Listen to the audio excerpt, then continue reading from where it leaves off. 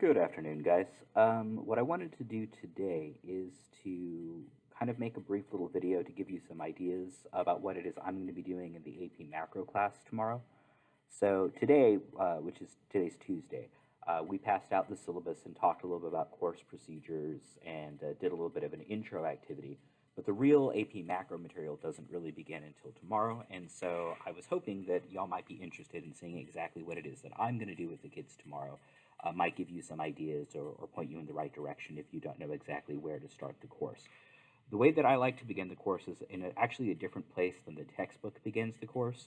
I learned to teach macro with the Krugman and Wells College textbook, which is the one that was adapted into our current high school textbook.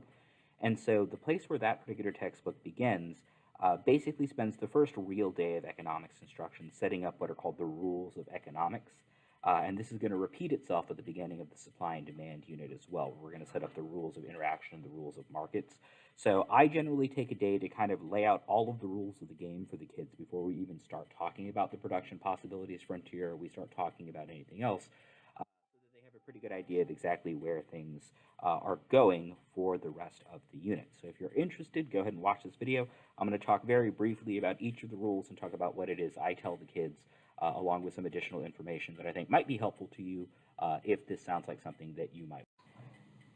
So rule number one that I want to go over with the students has to do with rationality and rational choice theory. So rule number one is basically that people, when taken as a group, and that modifier is going to be really important later on, behave rationally. And so what that essentially means for the students is that people behave in a predictable manner, in a manner that essentially makes sense. And you're always going to have one or two kids in the class and be like, well, sir, what about example of person that doesn't make any sense or just behaves kind of crazy? And that's why the important part that we need to stress is that when we're taking people on the macro consensus, basically looking at people as a large group, the group behaves rationally, even if, yeah, sure, one or two individuals within the group might be doing something that doesn't make sense at any given time. I like to stress when we talk about rule number one that people behaving rationally makes their behavior predictable, which is really important to us in eco because at the end of the day, eco as a social science is essentially about figuring out what people are going to do before they do it, and possibly more importantly, getting them to do something different, especially if they're going to engage in a behavior that we don't want to see. And so the whole game of incentives that we're going to talk about later on in this lesson is reliant on people's behavior being essentially predictable so that we can predict what they're going to do and change that behavior before it happens if it's a behavior that we don't necessarily want to see. So people as a group are rational even if individuals don't. At this point, I like to stress that we in eco, we're talking only about groups. We're going to make broad generalizations about people and about groups of people that may not hold true for the individual, but hold true for the group as a whole. So rule number two that I like to go over in this lesson basically is introducing the kids to the concept of scarcity, which is something they're familiar with but probably don't know the name for just yet. The general idea is that productive resources in our world are scarce, meaning there's not enough of them to go around, even though economic wants are not scarce, they're unlimited. So we essentially have unlimited wants chasing limited ability to fulfill those wants in the form of resources. And so this leads us to a situation where basically we're going to have to make choices. And in economics, we call those choices trade-offs.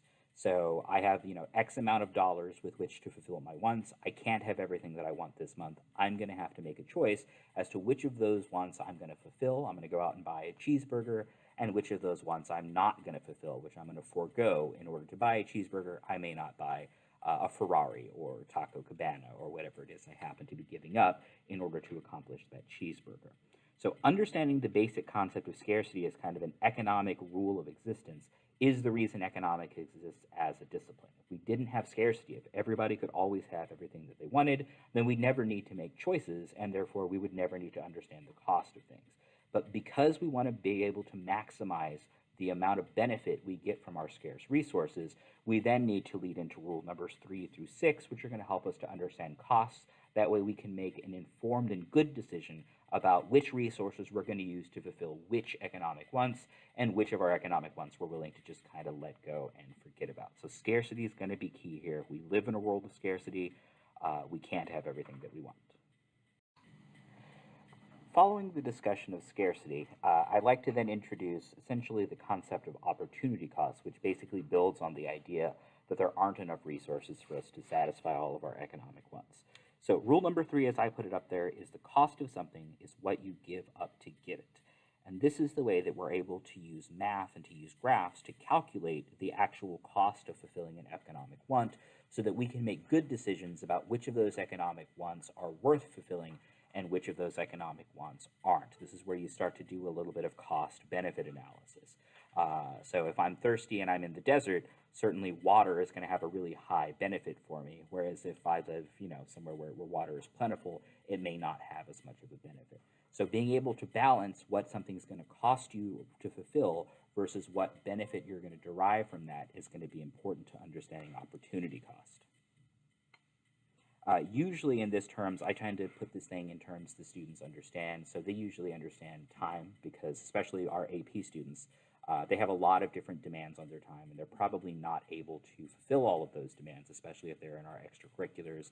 So they usually get this pretty easily when I put it into terms of hours of the day, right? Are you going to go to football practice, or are you going to do your stats homework, or are you going to do your eco homework? And obviously the right choice is to do your eco homework, but the kids, I think, understand this entire concept pretty clearly when you present it to them in that way. So once we've set up a good basis for understanding what opportunity cost is, I then transition into rule number 4, which is related to that. So the rule number 4 is how much, the question how much, is the decision at the margin. And this is the point in the lesson where we'll introduce the concept of marginal analysis, which will then lead us to understanding the law of diminishing marginal utility, which usually takes a little while for the kids to process. They generally don't know most of those words for diminishing marginal utility, so we're going to have to spend a little bit more time talking about what that means. So essentially, if we live in a world of scarcity, we have to make choices, and opportunity cost is basically how we quantify the choices that we need to make. Then then marginal analysis is the way that we answer the essential question, how much? So just because studying for economics for 1 hour is a worthwhile thing to do and the benefit outweighs the cost, doesn't necessarily mean that studying economics for 23 hours a day isn't necessarily a good thing to do. So there's a certain point where the cost and the benefit ratio kind of get thrown off when deciding whether to do something or not, and it's marginal analysis that's going to help us to understand that basic concept. The reason why the cost and benefit analysis changes over time is because the more of something you have or the more of something you do, the less additional benefit comes from another unit of that particular activity. So be it another hour of studying or one more cheeseburger or your 41st hour working in the week. This is what's called the law of diminishing marginal utility, and it basically tells us the more of something you have and the more of something you do, the less the benefit is for each additional unit of production, no matter what it is you're producing. Once the kids understand the concept of diminishing marginal utility, and that usually takes a little while to make sure that they understand the vocab there, you can then piggyback off of that to introduce them to the concept of increasing opportunity cost, which is basically the evil twin to diminishing marginal utility. Not only does the more of something that you do, you get less benefit for doing additional units of it, but the more of something you produce actually raises the cost. So what this tells us over time is that the more you do something, the more cheeseburgers you eat, the more hours you study, the more ice cream you buy, the benefit goes down over time due to the law of diminishing marginal utility, and the cost goes up over time due to the law of increasing opportunity cost. So eventually you're going to get to a tipping point where the benefit no longer outweighs the cost of the action, and at that point you will stop. I usually use tacos or cheeseburgers. I ask him, how many tacos or cheeseburgers would you eat if you could have as many as you wanted? And usually there's a boy who's willing to push it to, I don't know, maybe 3 cheeseburgers, but everybody stops at a certain point. If you ask them why, if additional cheeseburgers are quote unquote free, they would stop eating cheeseburgers. They'll tell you, they'll get sick. This is essentially this concept at play, that over time, the more of something you do, the higher the cost is to do it, and the lower the benefit is. So at a certain point, you will stop doing it. At this point, I then transition to the last 2 of the big rules regarding basically the big rules of economics, and they're related to each other, but not necessarily related to number 4, the way that they kind of cascaded. Rule number 5 is tying back to rational choice theory, in that as we understand people's behavior, again, as a group, we understand that people will exploit opportunities to make themselves better off. That essentially, if you give somebody the option to benefit themselves in some way, they're always, pretty much always, going to take that opportunity. And this is important to us because not only does it prove that people are rational, but more importantly, it makes people's behavior predictable, right? At this point, I'll usually ask the kids, like, I'll pull out $1 or $2. I'll be like, who wants money? Every single one of them is going to raise their hand because they want money. And I'll be like, why? And they'll be like, usually, I want to buy lunch or I want to buy something. And you can transition that particular example into their desire to better themselves without putting in additional effort, right? If somebody just hands you money, you are better off and you haven't really sacrificed anything. And so this is a rational choice. All of us will take the money because it's rational for us to exploit opportunities to make ourselves better off. You can also relate this, if you want to give a more easily done example, to like sales at a store. And be like, why does everybody go shopping when something's 70% off that didn't buy it at regular price?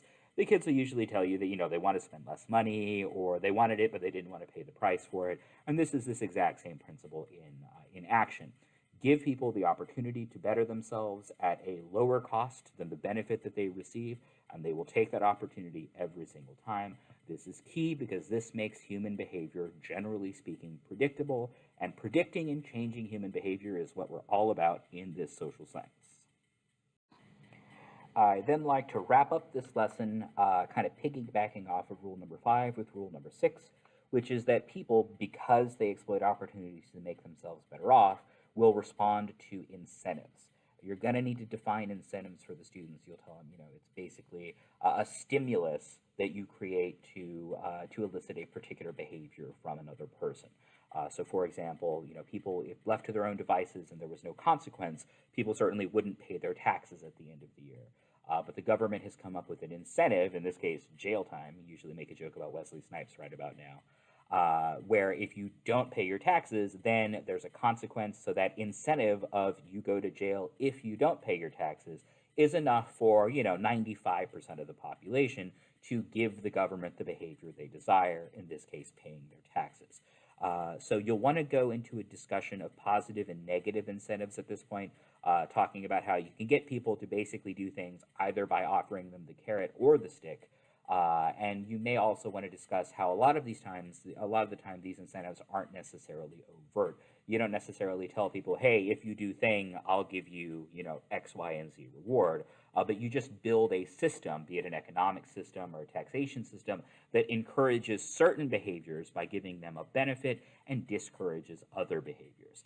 If you want to get really far in depth, you can then, and this is something I like to do, go into talking about things like the tax structure and how this tax structure incentivizes people to invest. It incentivizes entrepreneurs to take risk. It incentivizes people to donate money to charity because all of those things result in a tax break, whereas it disincentivizes many other behaviors through the use of things like tariffs or excise taxes. So the government disincentivizes smoking or drinking or gambling because when you engage in those activities, you have to pay an additional tax above and beyond the normal tax. Kids may not be familiar with that because they probably shouldn't be smoking or drinking at this point. But if you tell them, there's an additional tax on cigarettes above and beyond the normal sales tax, that's not too hard of a concept for them to grasp. So this is basically what I do for the kids on the very first day. We go over each of these rules, takes me maybe about 10 minutes, a little bit less than 10 minutes to go in. Some of them are a little longer than others. But I feel like rather than diving straight in and going into the production possibility frontier on effectively day 1 of the class, I kind of want to set economics up like a game. And so at the beginning of the game, we tell the kids what those rules are, which is then going to help them tie back a bunch of the stuff we're going to learn, especially when we go into Tom and Hank and the production possibilities frontier.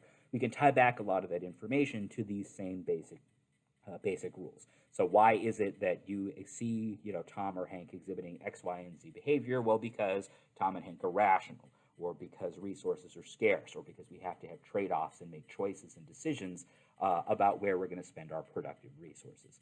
So hopefully this is helpful. Let me know, give me some comments if you listen to this whole thing. I'd like to know if videos like this are something that y'all are interested in. I'd like to get a little bit of feedback and see if this is something that's worth continuing to do.